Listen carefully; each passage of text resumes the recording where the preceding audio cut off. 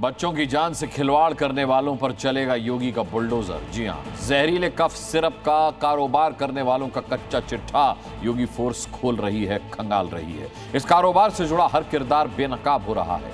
योगी ने प्रण कर लिया है कि बच्चों की रगों में जहर उतारने वाले शैतानों का फुल एंड फाइनल इलाज अब होकर रहेगा।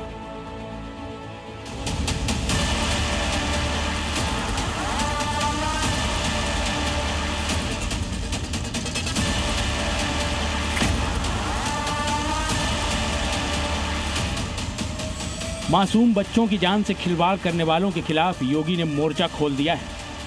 कफ सिरप की आड़ में मौत बांटने वाले सौदागरों पर शिकंजा कसना शुरू हो चुका है।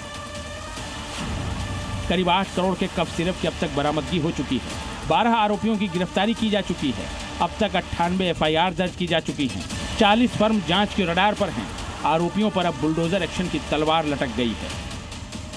योगी फोर्स के निशाने पर खासतौर से शुभम जायसवाल है, जिसे जहर के इस पूरे कारोबार का मास्टरमाइंड कहा जा रहा है। शुभम फिलहाल फरार है। आशंका है कि वो दुबई भाग चुका है।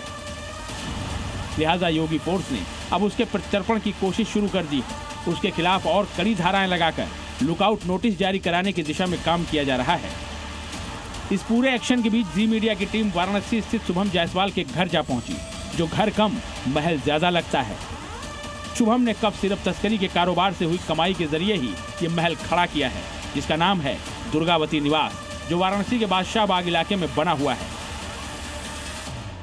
शुभम जायसवाल और उसके पिता भोला जायसवाल के इस वक्त बनारस के स्थित उस मकान पर हम मौजूद हैं, जो पूरी तरीके से हाईटेक है। और यहाँ पर हाईटेक तरीके से जो आपके डोरवेल होती है उसको लगाया गया है, यानी आप पहले ही गेट पर घुसेंगे तो आपको अपनी आवाज के साथ चेहरे भी रिकॉर्ड हो जाएंगे। और ये पूरा मॉनिटरिंग ऊपर के कमरे में बैठे हुए शुभम जायसवाल के हाथ में होती है।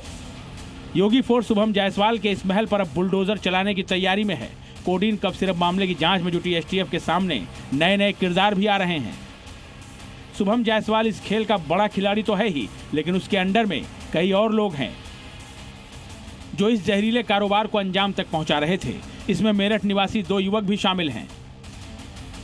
पहला युवक है मेरठ के सरधना का रहने वाला वसीम, जो कि बांग्लादेश में बैठकर शुभम के कारोबार को आगे बढ़ाता है। दूसरा युवक है मेरठ के ही राधना गांव का रहने वाला आसिफ, जो दुबई में बैठकर इस गिरोह को संचालित करता है। मेरठ पुलिस जो है वो इस पूरे प्रकरण में तमाम जानकारियां जुटाने में छुटी हुई है कि आखिर इन लोगों के साथ कौन कौन शख्स इन्वॉल्व थे। मेरठ कनेक्शन जो है वो पूरी तरह से इस वक्त यहाँ खंगाला जा रहा है। मेरठ पुलिस भी तमाम पहलुओं पर इस वक्त यहाँ जांच कर रही है। प्रतिबंधित कफ सिरप में कोडीन की मांग देश के साथ साथ विदेशों में भी अच्छी खासी है। चूंकि सामान्य तरीके से इसकी बिक्री नहीं की जा सकती, कोई भी दुकानदार डॉक्टर की पर्ची पर ही इसे बेच सकता है, वो भी एक बार में एक ही शीशी। एक निश्चित मात्रा के बाद इसका परिवहन भी प्रतिबंधित है।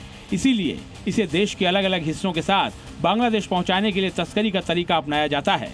अब योगी फोर्स इस कारोबार की जड़ें खोदने में जुट गई है। ब्यूरो रिपोर्ट, जी मीडिया।